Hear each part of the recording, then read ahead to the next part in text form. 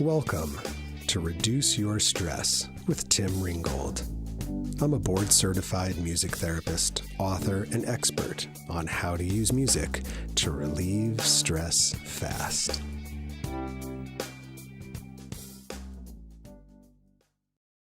This episode of Reduce Your Stress with Tim Ringgold is sponsored by Dr. Nisi, trainer and certifier of master and executive coaches, because she believes every person, every relationship, every business, and your finances should be extraordinary. Find out more about Dr. Nisi Moore and the Life Coaching Institute at www.drnisi.com. That's DRNEECIE.com. Hello and welcome to another episode of Reduce Your Stress with Tim Ringgold. It's so great to be with you and I'm so glad you're here. Today I'm excited to share an interview with an extraordinary man named Alex Doman.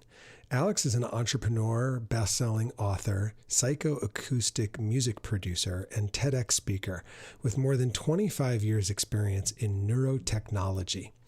The third generation in a family of pioneers dedicated to improving brain performance over 75 years, Alex founded Vital Neuro, Advanced Brain Technologies, and Sleep Genius. His best-selling book, Healing at the Speed of Sound, is published in 5 languages. Alex has contributed articles to scientific journals, magazines, and books. He's the host of the Advanced Brain podcast and a global keynote speaker. Alex's production credits are extensive, guiding teams who have created cutting-edge solutions that have helped millions of people worldwide. His current passion project is bringing Vital Neuro to market, a mobile cloud-based neuroscience platform for brain wellness to help the masses manage their stress and optimize their performance. We talk about his family's amazing journey in studying music to help the brain and how he's furthering his family's work using music to help people deal with the global pandemic called stress. It's super exciting to hear what the future holds for how we'll be able to reduce our stress like never before, thanks to the ancient gift of music and the modern gift of digital technology. So sit back, get inspired, and I'll see you on the other side.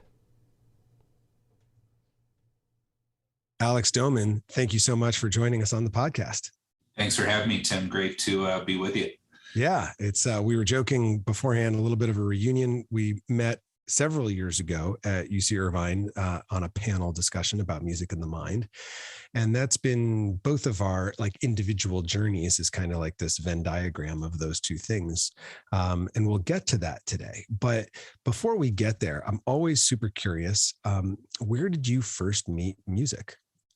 You know, Tim, I think it's like many of us, I met music as a child, being exposed to what was playing in the family car and in the living room on the turntable, right? What vinyl was spinning. And, I remember being a young kid and, hearing a range of Bach, which a lot of Bach was played actually to stimulate my brain development because of the nature of my family's work being focused on child brain development and knowing well before my friend Don Campbell wrote the Mozart Effect that classical music could be good for the brain. So Bach, there was a heavy dose of that because I was a child of the 70s and there was lots of Simon and Garfunkel and my father's favorite band from college, Paul Revere and the Raiders. So it was, this kind of wide eclectic range of, what my parents played, in the home and, what I was hearing, on the radio is, back in the 1970s. A mix of that. And then my grandfather played the organ. On the other side of the family, both my grandparents played piano and sang in church choir. So, I would hear a lot of choir music in mass. So I had a pretty interesting, range of music and that I was exposed to and had an absolute love for it. But I would say that the first time that I kind of owned music as my own And something I was pursuing an interest in as a child was when my mother and I had made a decision to move to California. And we were moving to a beach town in Northern California called Half Moon Bay, south of San Francisco. And at the time I lived in Colorado, and I was in second grade, and I had, visions of, the surf and the Beach Boys. So I started listening to a lot of Beach Boys, because I was going to be this California kid. So I began listening to a lot of Beach Boys music, and further began to take the structure of the Beach Boys songs and begin to put my own lyrics to them. Became very kind of interested in songwriting. So I began somewhat plagiarizing the Beach Boys and doing my own versions of Beach Boys music as a kid. And then I, got some little cheap Sears drum kit that I was playing on in my bedroom and could never really play a tune. And then, at that point, I began listening to some live jazz where my mom would take me in San Francisco to different venues. And, then I was, exploring kind of my own interest in music, everything from the Eagles to Foreigner. And then, I went into the MTV generation, and then, got this whole kind of new exposure to all kinds of things, and late night TV shows and Night Flight, where I discovered the Grateful Dead and, Devo on MTV and everything you can imagine. So it just kind of went from there. So, really it was about being a listener, right, and enjoying the music. And Tim, I was an only child for over 20 years. So, a lot of my time as a kid was spent alone and playing records and just being with music. So it was a really important part of my childhood. Yeah, I get that. My siblings are 7, 9, and 10 years older than me. So they were out of the house early in my life. And it was me. And then my parents I was like a latchkey kid, and just would, I was home every day alone with music and TV. And I'll be honest, TV frequently won. But I could, thinking back to, alone in my room, but not alone. Yeah. With classic rock and with before classic rock, just AM top 40 radio, where in the 70s, and I grew up on the East Coast, and WABC and WNBC, and that's where you just got fed all these bubblegum pop, super hooky, fast food, instantly digestible melodies, right? And it was contrasted with like you said, Bach, which is, this super high nutrient listening experience. So very different. I love the idea though of being exposed to all of that at the same time. And, Elvis wouldn't have a career if it wasn't for, changing up lyrics to famous melodies. So right. That's how I feel much better. And I really, there's a huge backstory with your family. So can you kind of educate the listener just briefly on your family's work and how you kind of came into that and literally grew into that? Yeah, happy to, Tim. So I'm third generation of a family that really helped pioneer brain rehabilitation and accelerated child development programs, and a whole host of things brain related. My grandfather was a physiatrist, which is a medical doctor that specialized in physical medicine rehabilitation. So if you had a brain injury, he would design your rehabilitation program that would be carried out by a speech pathologist, physical therapist, or occupational therapist, or the three. And he had started his career as an Army doctor and treating our veterans coming out of World War II at Walter Reed Medical Center in Washington, D.C. And his older brother, Glenn, was a physical therapist. And together, they developed an interest in brain rehabilitation with a mentor named Temple Fay. And Dr. Fay was the founder of the Neurosurgical Society of America and a real pioneer in the idea of brain plasticity. And he really sparked their interest largely in the untapped potential of the brain and the ability to rehabilitate it. So, their careers were spent helping people with injuries recover from those injuries and resume the life they had before the incident that happened. Or then that grew into helping children with organic brain injuries and things like cerebral palsy, and then exploring sensory processing issues with autism and autism spectrum disorders and Down syndrome, and you name it. And then, they did a lot of very pioneering work that was very fascinating, studying primitive people around the world, seeing how their environment affected their development as a culture. And they built what I refer to as the first functional brain map. And this was a map of the brain based on the environmental influences that contribute to who we are as mankind. And they map the brain, its development from birth up until age 7 to what we call neurological organization, and what are the stages of development that need to take place, and what are the factors that influence that. So they developed a model of evaluating somebody to really map their brain to see what was optimized and what wasn't performing well. Then they developed a series of exercises to retrain the brain if there were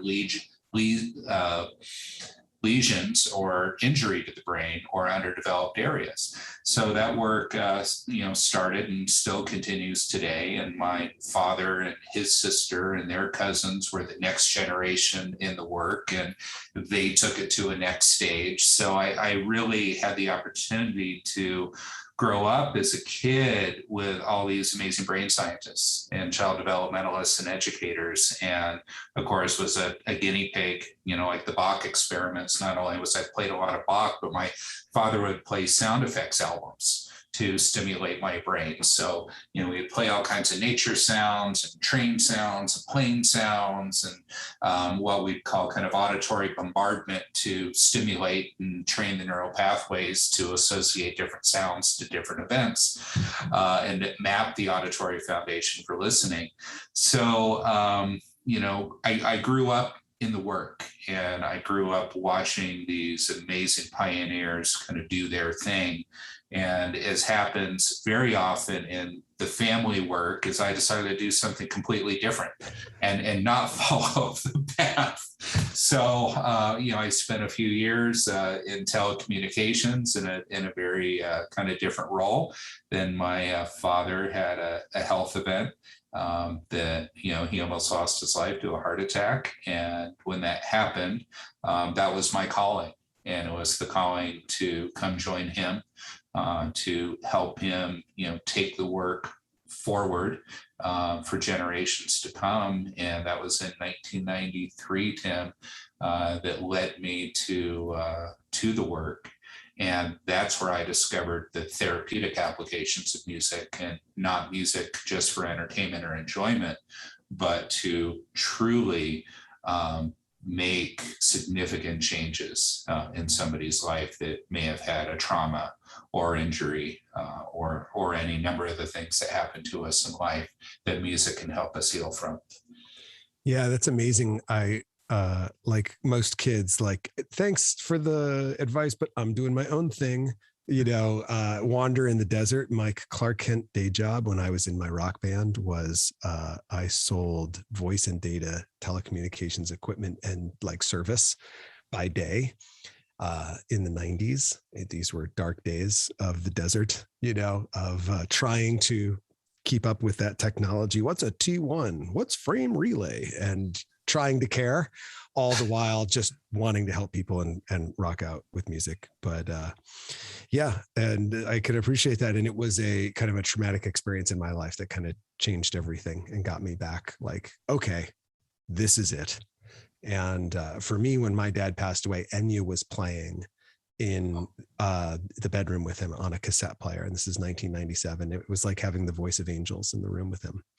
And I just had this moment where I was just like, if I could be the soundtrack of someone's transformation into life into afterlife, like, yes, please. And I didn't know there was a structure for it, And so then I discovered music therapy 7 years later. And that was it. The moment I discovered those two words, my life changed forever. And so family can be a catalyst. And so that's really moving. I really appreciate that. How, like, how in neuroscience, with the advent of technology like the fMRI, and we're seeing the brain on music, right? Sounds like your dad's work was way ahead of that. Yeah, dad's work, granddad's work, and their whole team were, and it was interesting because in the early 70s, they had a clinic called the Center for Neurological Rehabilitation. And it was the only private clinic in America with a CAT scan machine. And they did cerebral blood flow studies. And they looked at, oxygen in the brain. We're talking, 1972. Right. Wow. I was 4 years old, and I remember being in the clinic and seeing the big machines, and they had this process. The neurosurgeon, Dr. Spitz, would do all of these workups on the patients. My father would do a child development evaluation, and my grandfather would do his evaluation, and they would design a therapy program for a child. The parents would go work on it for 3 months, bring the child back to look at the progress. They'd re-image the brain, they'd re-look at blood flow, and they do the functional evaluations. And Tim, what my father learned after a period of doing this is the observations of the child provided more information than the brain scans did. So really, it was the functional changes that mattered most, and he got some confirmation from the brain scans. There you go. And he ended up, not funny for him as a father of a young child, but he got fired by my grandfather and by Dr. Spitz because he was telling patients, don't do the big brain imaging workups. You don't need them. Well, that was really important to the revenue of the practice. So that didn't go over very well. So he went and found his own path at that time. But the point being, and this is something that I've really taken to heart, no matter what the test tells us, no matter what the scores are, no matter what the brain image tells us, unless we're seeing a functional change in somebody's life in response to what we're providing, so what? Just very pragmatically, we want to see our child walk. We want to see our child talk. We want to, be able to witness and experience the change and the improvement in their quality of life. Yes. Not that there isn't a place for all this, especially with the advanced imaging technologies that we have today and EEG and QEEG, and we use EEG in our work today.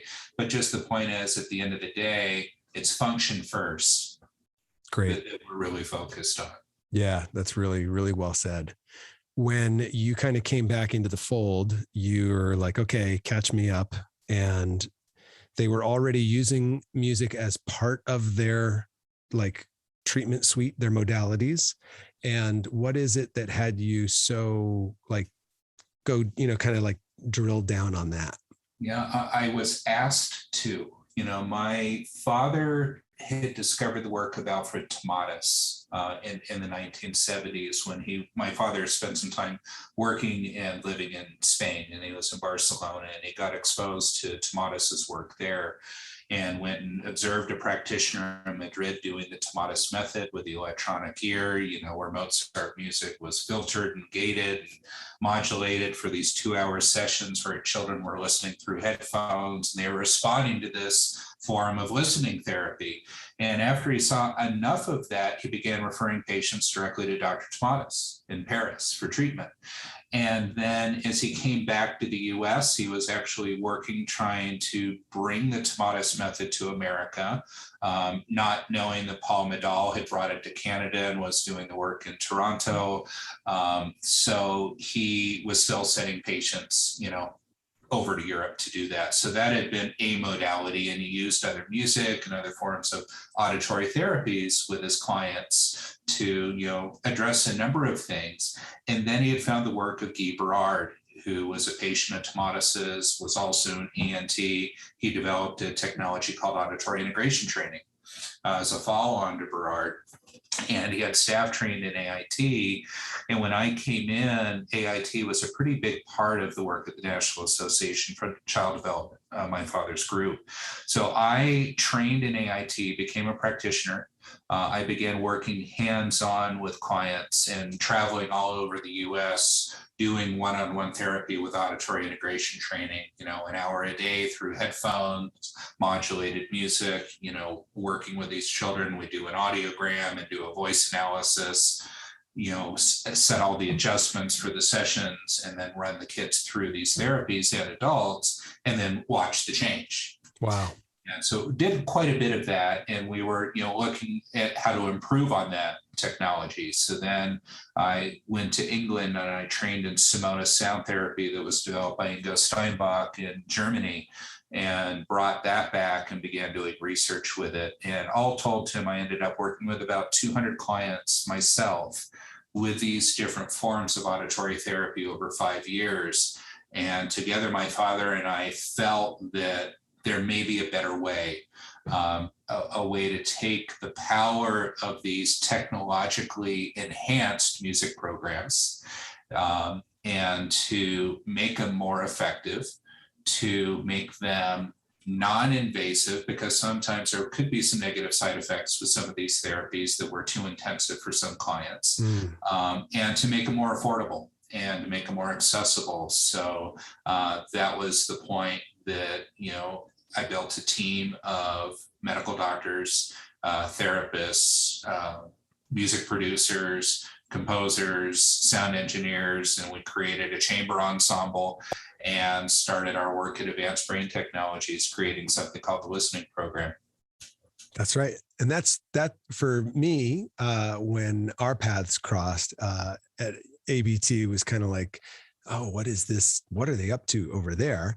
And the Listening Program is kind of what, if I get it right, is that kind of the cornerstone, if you will, of the work that takes place at ABT? Yeah, that's still, ABT, we started in 1998, and still today the Listening Program is the absolute cornerstone. Lots of other music programs have been developed there, including the work we did with the music of Ostad Elahi for Music for the Mind. And we've done all sorts of things, but essentially that methodology, right, that practice has been developed year over year and refined based on the work we started in the mid 90s. Still today, that program development continues. Nice. much informed by all the practitioners and families, that have used it over all these years. Awesome.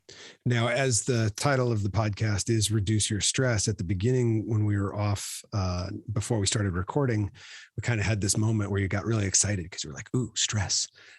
And so let's kind of pivot and talk about what your, the newest thing is and why you're so excited to talk about stress. Yeah, thanks so much, Tim. It's funny that stress is an exciting conversation.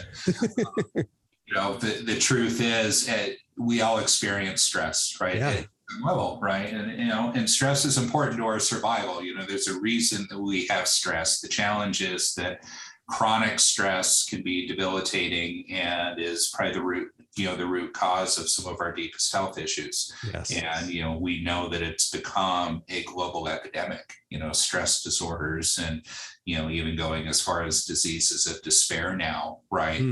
That are compounded stressors in our life that make many people decide they want to check out and not be here, anymore. So, stress is a very serious matter. And in our work at Advanced Brain Technologies, we did quite a bit of research on how we could produce music to reduce stress, and found efficacy with the Listening Program and other things that we did, and well-controlled research studies.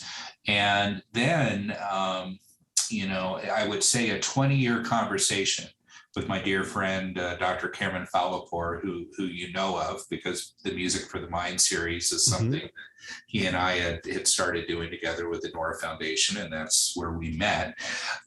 We had talked about joining our work And the joining of the work, Cameron's an applied neuroscientist and clinical psychologist, and at his Brain Resource Center in New York, he's been doing some of the most advanced work in quantitative EEG and neuromodulation therapies focused around EEG and neurofeedback. And he used a lot of our music as a feedback mechanism for his patients over the years and found it to be very effective.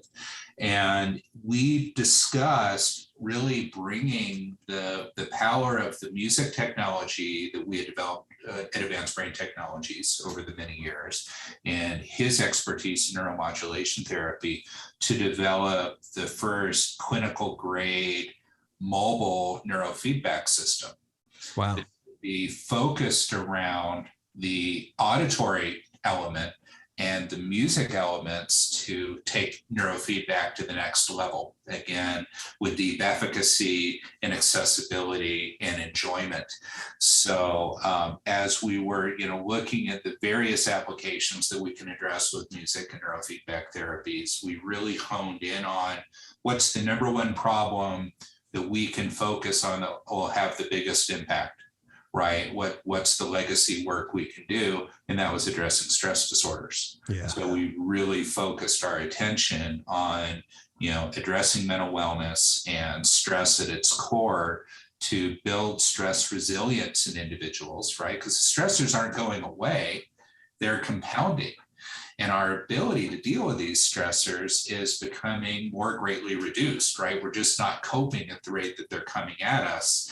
And we want to build resilience and help people shift out of stress into relaxation response and to be able to function and be their best selves, not only for themselves, but for their spouse, for their children, for their children, for their coworkers. So for the past 5 years, we've been in a very deep research and development phase, working on what we call neuro-guided training. And through Vital Neuro, the company that we started 5 years ago. Can you briefly give us just a synopsis on neurofeedback? Just kind of catch us up on what does that look like?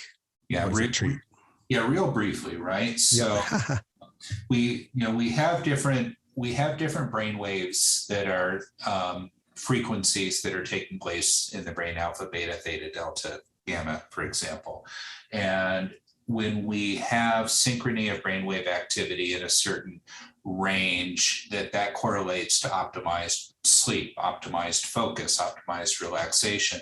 Or when things are out of whack, right? High anxiety, emotional overload, shutdown. So one of the ways that we can read brain activity and understand somebody's functional state is to put electrodes on the scalp and to actually read the electrical discharges off the neurons, and then to look at how they're organized from a frequency standpoint and understand the current state of that individual. Gotcha. Right? So traditionally, neurofeedback uses what are called wet electrodes that are connected to wires that go on the scalp, and you're in a clinic and you're connected to a computer and an EEG amplifier, and a practitioner will take 10 or 15 minutes, getting these electrodes put on your head with conductive gel, so the gel can help bring that electricity out of the brain to the electrodes that can be read by the computer system. And once the computer reads the EEG and sees the pattern of activity, you get a baseline of that activity. And once we have the baseline, we know the current state of the brain. Then we set a goal for the brain. The goal might be relaxation. So it's a certain frequency band that we want to direct the brain to. So in most neurofeedback, they would set that threshold level, and you'd watch kind of a bar on a screen that would tell you, if you're green, you're getting relaxed. If you're red, you're not relaxed. And you watch the bar go up and down, and you try to control the bar with your subconscious. And when you get it green, you're in more of a relaxed state. Then that evolved into you're controlling a video game, and maybe you're flying a spaceship through the air, and the spaceship flies when you're in the zone and it stalls when you're not in the zone. So your brain learns how to do that thing. So a dear friend and a man I deeply respect, Dr. Siegfried Othmer, refers to it as this. First of all, he says the brain is a narcissist and it is fascinated with itself and it loves to watch itself. And neurofeedback is a mirror for the brain. It's a mechanism in which for the brain to watch its own activity and to adapt and respond to that activity. And that's what neurofeedback is doing. So it's that operant conditioning loop, that feedback loop where the brain watches itself and auto-corrects what it's doing, right? Yep. So there's feedback. So traditionally you do that in a clinic and you'll do 20, 40, 60 feedback sessions, being thousands, tens of thousands of dollars and a lot of time and a very big commitment and a very powerful technique. So what we decided to do is kind of take that to the next stage, allow you to do that in the workplace, in the classroom, at home, to get rid of the sticky conductive gel, to make it very accessible. So we developed a very high quality wireless headphone. In that wireless headphone are dry EEG electrodes that give us a clinical grade reading. They connect to a mobile app and to our cloud where we do all the biosignal processing. And you simply put on the headphone, you select a desired state. I want to relax, I want to focus, I want to optimize performance. You select a session duration that you want to do, Tim, and then the song you want to listen to, and all the music for Vital has been composed and recorded specifically to entrain the brain to these states. So when you do a session, I select relax, 15 minutes. The first minute, I'm getting my EEG baseline and my state. The relaxation music begins to play to entrain me to that state. When I get in the zone, something very special happens with the neuroguided training at Vital, and that is I get a unique audio reward tone when I'm in the zone that changes the structure of the music. So the music is changing in response to my current state. In addition to that, I've got animated video that's playing that's allowing me to have further entrainment and feedback. But the real beauty to this is that the musical structure is changing in response to my activity. That's outstanding. Looks for this reward tone, and that's its signal to relax. And as we train these brain regions over time, then that transfers and generalizes to when we're not doing the training. So our brain gets better at auto-correcting, if you will, and shifting from stress to relaxation, from distraction to focus, for example. Wow, that's super fascinating. So the music is listening to your brain waves and what state you're in. And as you move, as you descend down that brainwave, hyperactivity down, towards your desired state, once you hit that goal mark, you don't just get visual feedback, you get auditory feedback. That's super cool because of the way that our auditory cortex is tied into our pleasure center in our brain. That's really smart. So yeah, that's genius. That's really cool. And then it sounds like it's pretty portable. You can be using this anywhere. Is there any contraindications in terms of like too young, too old, or is it pretty general population friendly? Yeah, no one's going to see this right now. So what you have here is I will have our first headphones from the factory showing up next week. This is a 3D printed prototype, and you can see these sensors that are up on the head and here in the ear cup. So when I put this on, the only limitation, Tim, is do the headphones fit and do we have good contact for the sensors? Okay. So there are no known contraindications. Neurofeedback is very safe because what's happening is we're simply reading the electrical activity of the brain through the electrodes, and we're playing back music in audio reward tones, and you're watching a video on your iPhone. So very safe, non-invasive neurofeedbacks, been studied very deeply and understood very well in the scientific literature, as is EEG technology for decades now.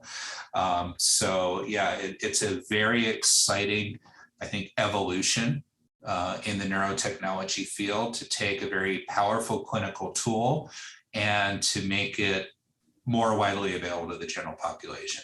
It's brilliant. I'm immediately thinking of oncology settings, infusion centers, where patients are in a high stress environment.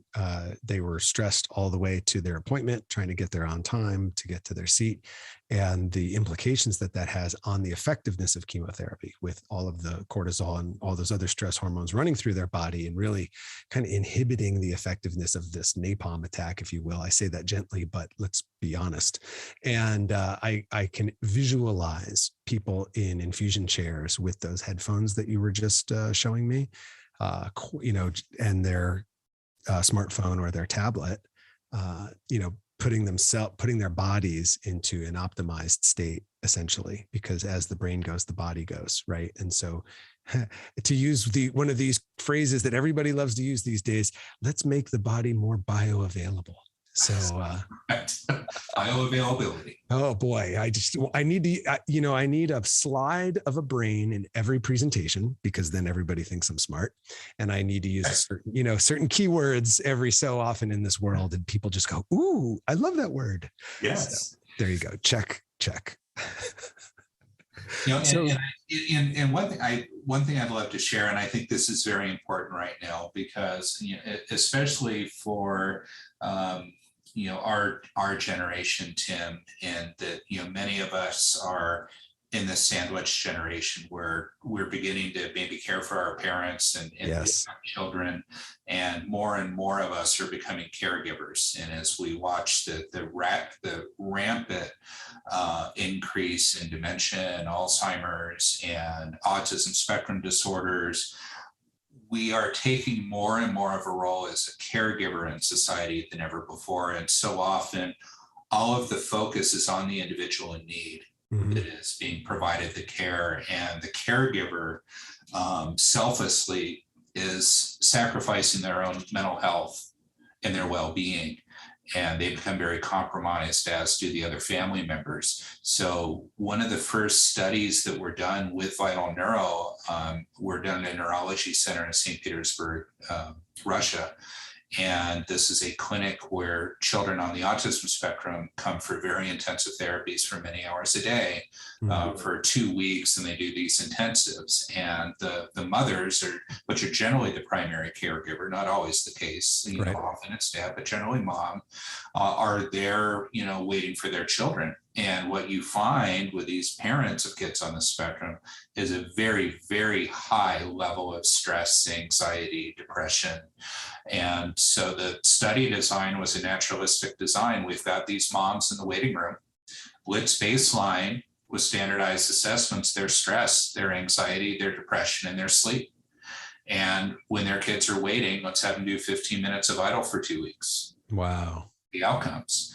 And Tim, on average, we had about 12 sessions, 15 minutes a day, and we had statistically significant reductions in stress, anxiety, depression, and sleep improvement with that very small intervention period. And the resilience of these moms increased, and their ability to be present for their child and be a better caregiver is enhanced.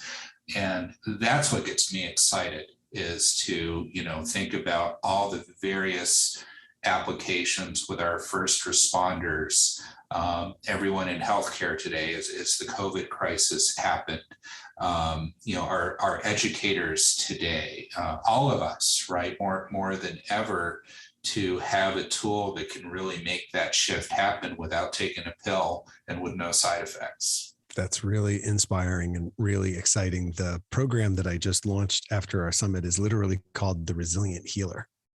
So you brought up that phrase resiliency, right? And how important that is. And we have in our culture, very much the caregiver there's a kind of a martyr culture, I must sacrifice myself. And yet, that now I can't take care of you. You must take care of me and that's the pitfall. And so this is really exciting. And where can people go to find out more about this?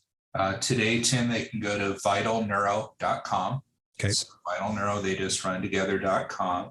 Placeholder website there right now. Very exciting things will be unfolding between now and the end of this year as this product goes out of the years of research and development to being available to the general public. That's so exciting. Alex, I'm so inspired by the long road that you've been on to get to what's about to be shared, offered, and in service of all of us. So from one member of the sandwich generation to another, thank you. Thank you. It's really a blessing to be able to do this work, and we're just looking forward to making a bigger impact. Awesome. Well, thank you so much for taking the time and being with us today on Reduce Your Stress with Tim Ringgold.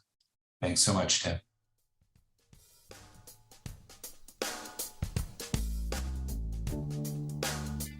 Thanks so much for checking out this episode of Reduce Your Stress with Tim Ringgold. I've got a couple of resources for you, which you can find in the show notes or you can listen to right here. So check it out. If you enjoy the sound of my voice and you enjoy the sound of my guitar, imagine them put together. Go to sonicrecovery.com and take your very own relaxation vacation, where I take you out of the stress of the present moment and back in time to a time when you felt happy, healthy, safe, and sober, and then walk you through that memory so you can bring back those feelings into the challenges you're facing today. So go check that out. It's at sonicrecovery.com. If you're a healthcare worker in recovery, check out the Music in Recovery Self-Care Guide for healthcare professionals that I created just for you. That's at hcp.sonicrecovery.com. And if you're a healthcare worker and you'd like more information about how to help your patients use music, you can check out the Music Medicine Guide that I created just for you at musicmedicineguide.com. Lastly, if you enjoyed the pod and you haven't done it yet, would you just take a minute to rate and review it? It really only takes about 60 seconds, believe it or not, and it would go a long way to help us make more people know just how good this pod is, particularly for healthcare workers and their stress. Thanks again. See you next time.